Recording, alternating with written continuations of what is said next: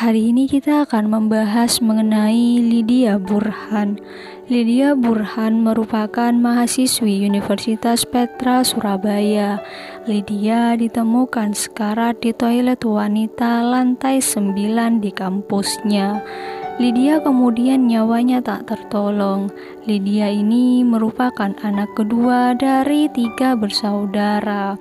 Pada saat kejadian, Lydia berusia sekitar 21 tahun dan sudah semester akhir. Bagaimana ceritanya? Tonton sampai habis ya. Sekarang kita masuk ke latar belakang. Lydia Burhan Kartolo merupakan perempuan berusia 21 tahun.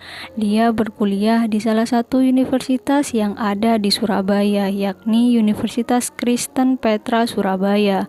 Universitas Kristen Petra sendiri adalah sebuah perguruan tinggi swasta nasional di Surabaya, Jawa Timur, Indonesia. Universitas ini didirikan pada tahun 1961 atas prakarsa dari beberapa pendiri PPPK Petra, sebuah yayasan pendidikan Kristen di Surabaya yang telah didirikan pada tahun 1951. Nama Petra berasal dari bahasa Yunani yang berarti batu karang.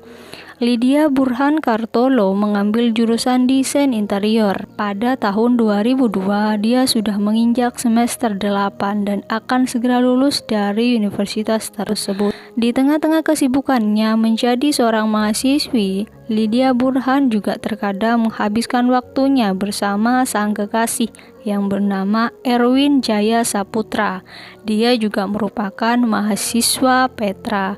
Seiring berjalannya waktu, hubungan mereka tiba-tiba kandas. Lydia memutuskan untuk mengakhiri hubungannya dengan Erwin. Pada tanggal 4 April 2002, Lydia seperti biasa pergi ke kampus. Setibanya di kampus Universitas Kristen Petra, Lydia pergi ke kamar mandi dan dia merasa ada yang sedang memantaunya dari jauh.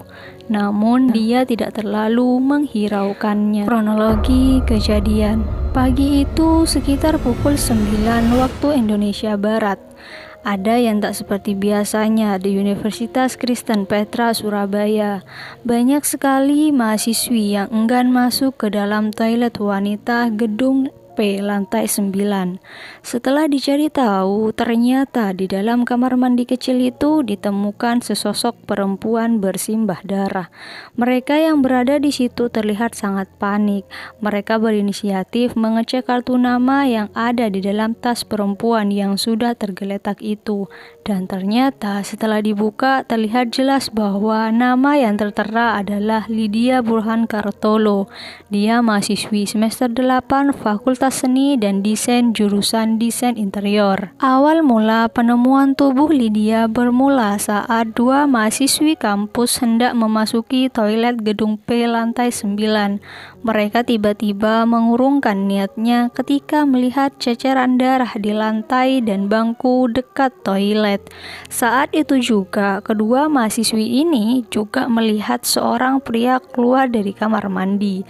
Pria yang dicurigai sebagai pelaku itu mengenakan topi, berbaju merah dan bercelana jeans serta berumur sekitar 27 tahunan. Kehadiran pria misterius itu di kampus ternyata disaksikan juga oleh seorang petugas satuan pengamanan kampus. Sayangnya satpam tak berbuat apa-apa selain hanya membiarkan pria itu keluar dari sebuah lift. Padahal sebagian baju dan celananya terdapat banyak noda darah. Pihak kampus segera menghubungi polisi. Tak butuh waktu lama, polisi langsung datang ke tempat kejadian. Di situ polisi menanyai beberapa saksi untuk dimintai keterangan. Polisi sempat bertanya kepada satpam dan petugas keamanan yang ada di tempat. Satpam itu menjelaskan apa yang dia lihat sebelumnya. Dia menjelaskan panjang lebar termasuk pada saat dia melihat pria yang agak mencurigakan. Namun dia tidak menangkapnya karena dirinya mengira pria itu hanya pria biasa. Sebenarnya polisi berharap satpam tersebut langsung menangkap si pria lantaran berada di wilayah kampus dalam keadaan yang mencurigakan dan juga dalam keadaan baju berlumuran darah. Polisi sempat mengevakuasi Lydia Burhan ke Rumah Sakit Bayangkara, Kepolisian Surabaya Timur. Keluarga yang mengetahui kejadian histeris. Mereka merasa sangat kehilangan, terlebih ayah Lydia.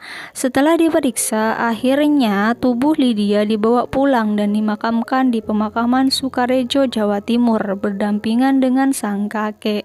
Namun beberapa minggu setelah dimakamkan, kemudian polisi membongkar kembali kuburan Lydia demi kepentingan penyelidikan. Sang ayah yang ditemani oleh sopir pribadinya membawa serta ahli makam agar kondisi makam Lydia dan sang kakek tidak rusak.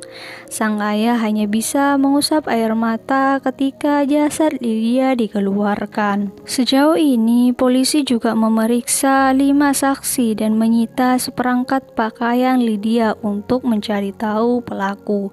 Butuh waktu 9 bulan untuk mengungkap pembunuhan Lydia Burhan. Kasus ini terbongkar setelah jajaran kepolisian sektor Kota Wonokolo, Surabaya Selatan menangkap Bambang Suryo. Bambang Suryo merupakan mantan cleaning service di Universitas Kristen Petra. Dia mengaku menghabisi Lydia itu karena disuruh oleh Erwin, mantan kekasih Lydia Burhan. Padahal polisi sudah beberapa kali memeriksa saksi, bahkan menentukan tersangka. Sebelumnya Erwin juga telah diperiksa dan ditetapkan sebagai tersangka. Kemudian dia dilepas lantaran polisi tak memiliki cukup bukti dan juga keterangan dari saksi yang minim oleh saksi lain. Namun setelah polisi membekuk Bambang dan menginterogasinya, disitulah kejadian sebenarnya terbongkar. Bambang yang merupakan bekas cleaning service ini mengaku bekerja menghilangkan nyawa Lydia sendirian. Dia menikam ketika Lydia, mahasiswi Fakultas Seni dan Desain Grafis ini, ada di dalam toilet gedung P lantai 9. Bambang mengaku bahwa dia disuruh oleh Erwin. Dia juga mengaku dia nekat menerima tawaran itu karena tengah butuh uang. Kebetulan saat itu ibu Bambang tengah sakit dan butuh uang untuk berobat.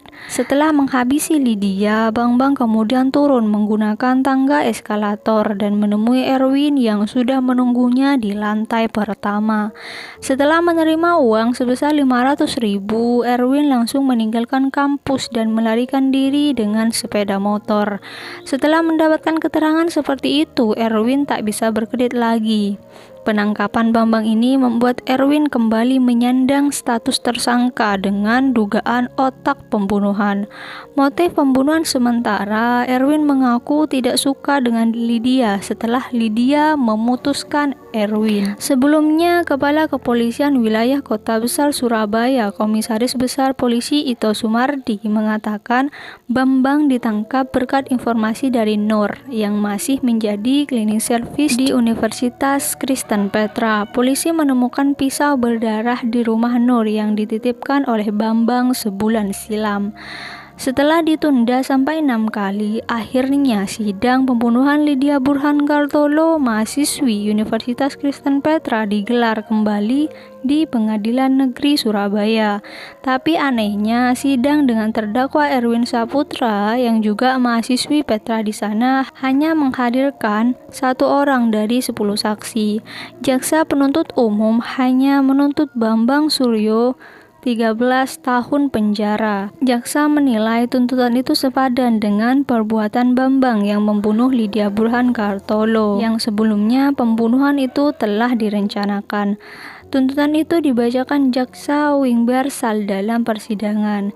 Jaksa juga menilai perbuatan dari Bambang terhadap Lydia sangat tak berperi kemanusiaan. Akhirnya, Majelis Hakim Pengadilan Negeri Surabaya memutuskan dan memvonis Bambang 8 tahun penjara. Vonis ini lebih ringan 5 tahun dari tuntutan jaksa. Menurut Ketua Majelis Hakim Edi Nugroho, hal yang meringankan lantaran Bambang berlaku sopan dan juga jujur selama persidangan. Terutama Bambang masih memiliki tanggungan dengan membantu menyekolahkan adiknya. Atas putusan itu, jaksa penuntut umum langsung menyatakan banding. Sedangkan Erwin, sang otak dari kasus penghilangan nyawa Lydia ini, hanya dikenakan hukuman 9 tahun penjara saja oleh Majelis Hakim Pengadilan Negeri Surabaya. Putusan hakim ini juga lebih ringan 1 tahun dari tuntutan jaksa. Setelah persidangan selesai, Erwin kemudian dijebloskan dan ditahan di sel kepolisian wilayah Kota Besar Surabaya. Itulah cerita mengenai Lydia Burhan Kartolo. Bagaimana menurut kalian? Silakan komen di kolom komentar. Semua informasi yang disampaikan dari awal hingga akhir berdasarkan artikel-artikel yang sudah tersebar di internet. Terima kasih untuk kalian yang sudah nonton sampai habis. Jangan lupa di like, komen, serta share ke sosial media kalian. Jangan lupa di subscribe juga. Kita ketemu di konten-konten selanjutnya. Terima kasih.